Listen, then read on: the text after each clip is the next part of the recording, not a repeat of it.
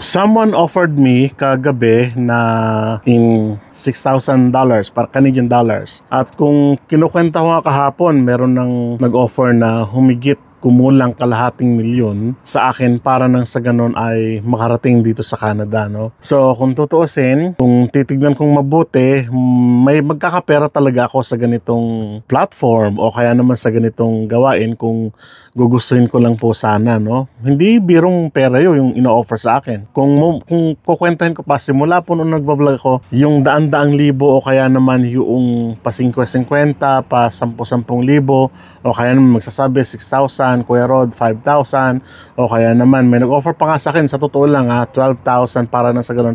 Ako lang mag-process ng papers nila, ako lang ang gumawa ng papers nila, no? At nakakatuwa na isipin na syempre, yung ganung kalaking pera, madali mo makukuha, no? Madali mong maangkin sa madaling pamamaraan, sa matuling pamamaraan. Kung mamarapatin po ninyo ay kulang 1 milyon yung nakwenta ko kagabi. So sinulat ko nga lahat nung naalala ko lang. So kung tutuusin, yung ilang tao na yon, sa halagang 250,000 kung in-average yon, makakarating ka na ng Canada kung iisipin, ano? So 250,000 Philippine peso, makakarating ka na ng Canada sa pamamagitan ko, parang ganon.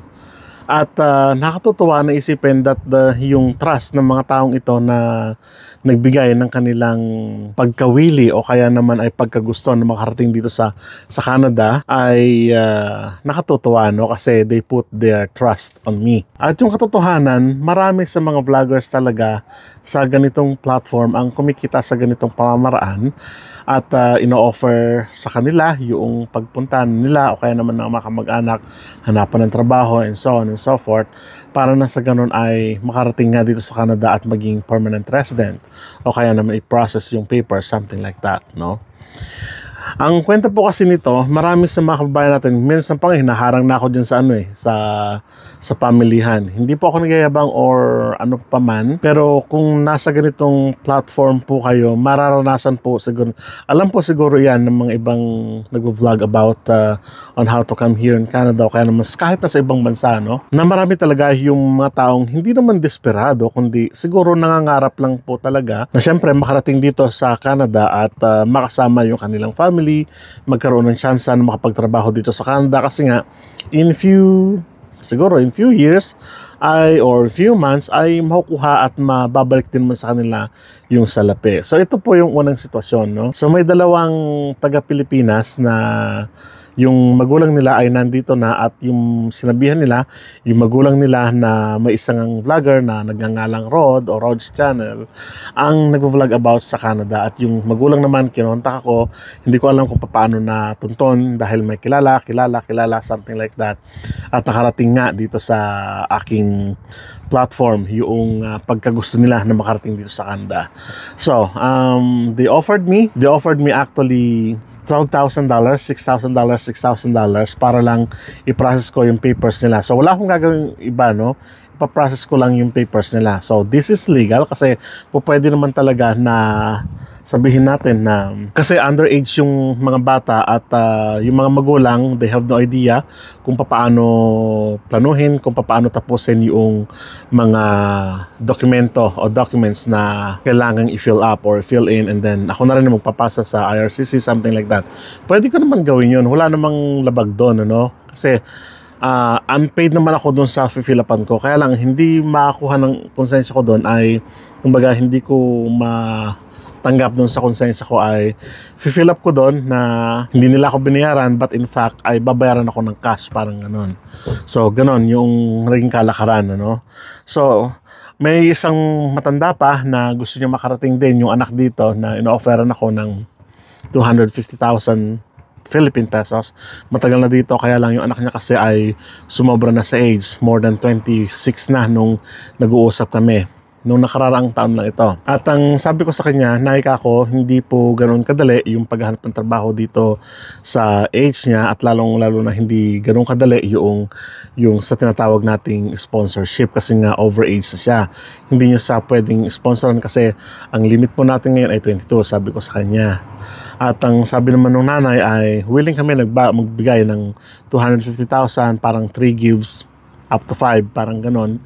At willing talaga sila para makuha lang. Sabi ko, Nay, madaling sabihin, pero paano naman po ako? Paano pag nalaman ng IRCC, anong gobyerno ng Canada na ginawa natin yon sa, let's say, sabihin natin na hindi nyo ako binayaran, pero hindi ko alam kung anong kaisipan ng tao, baka malaman ng iba at sabihin na, o binayaran yan, o di patay naman po ako. So ibig sabihin, medyo dumistansya ako dun sa ganung usapan. Sabi ko sa kanila na it's better siguro kako na ibayad nyo na lang yan sa consultant o kaya naman sa immigration lawyers para makahanap po ng solusyon para sa anak ninyo. O kaya naman, ang pinakamaigi dyan kako ay hanapan po ninyo ng employer yung anak ninyo para makarating dito. So something like that. So yun, at awa ng Diyos sa mga detalye na binigay ko sa kanya, sinend ko rin sa kanya yung mga videos natin on how to come here in Canada.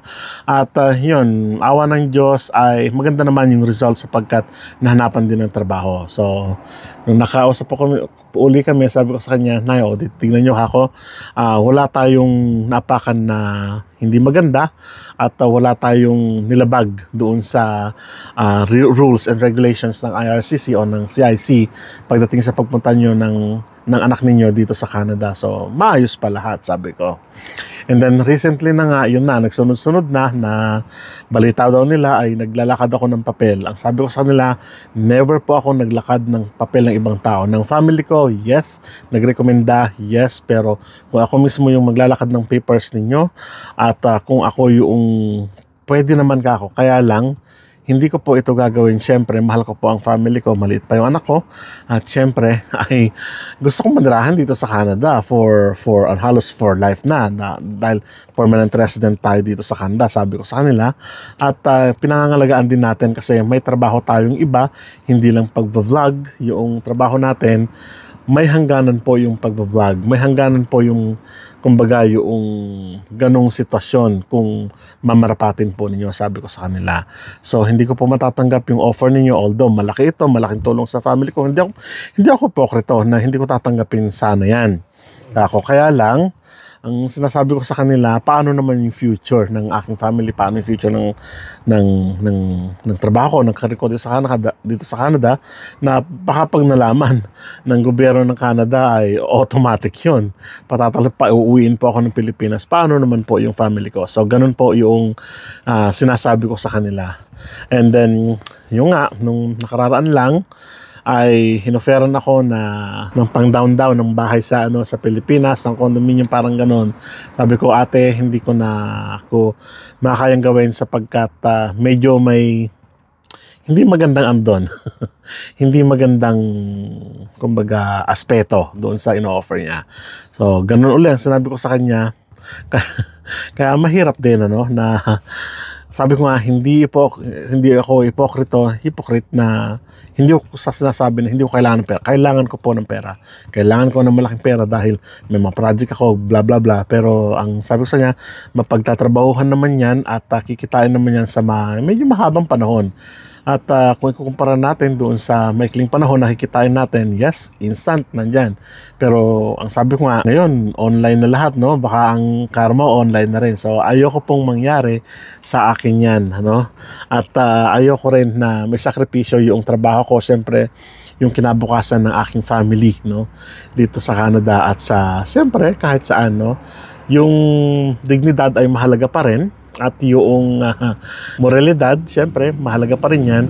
At syempre, yung kinabukasan, always think, lagi natin iisipin yung kinabukasan nating ng family natin, of course, ng sarili natin. So, sa mga nagtataka po kung bakit sa mga viewers, sa mga followers po natin, na mag-a-ask patungkol sa kung kaya ko bang gawin ito, kaya ko bang gawin yung papers niyo, ang sagot ko po dyan, hindi po, dahil ito yung platform natin. Turuan po kayo kung paano maghanap ng trabaho, kung paano gawin yung mga papers niyo. May mga vlog po tayo about dyan. At yung mga small details na yun ang maitutulong na lang po natin sa inyo at hindi na po yung ako ang gagawa para sa inyo kasi hindi ko na po kayan. Unang-una sa lahat, marami po tayong ginagawa. And then pangalawa po ay hindi natin kayang suwayin yung rules and regulations ng IRCC, ng Government of Canada kasi po kinabukasan ko po at ng family ko yung nakataya dito sa ganitong usapin, ano? So pasensya na po kayo sa mga nagtatanong kung matutulong po kayo with regards to this, paggawa ng papers, hanapan ng employers, babayaran nyo ako, something like that, at bibigyan nyo ako ng malaking halaga, something like that. Hindi ko po matatanggap yan. I am very sorry po kasi may pinangangalagaan po tayong reputation dito sa Canada, sa Pilipinas, saan pa man. Yung dignidad po natin, mahalaga po yan. And of course, yung, syempre, yung pagkatakot na po rin natin sa Diyos, ano, na kumikita tayo ng malaking pera pero sa hindi magandang pamamaraan. So, ganun lang po ang ibig sabihin yan. So, sana po maintindihan nyo sa mga nagtatanong with regards to this. So, kita-kita po tayo sa mga susunod na vlog, ano? Maraming salamat. Paalam.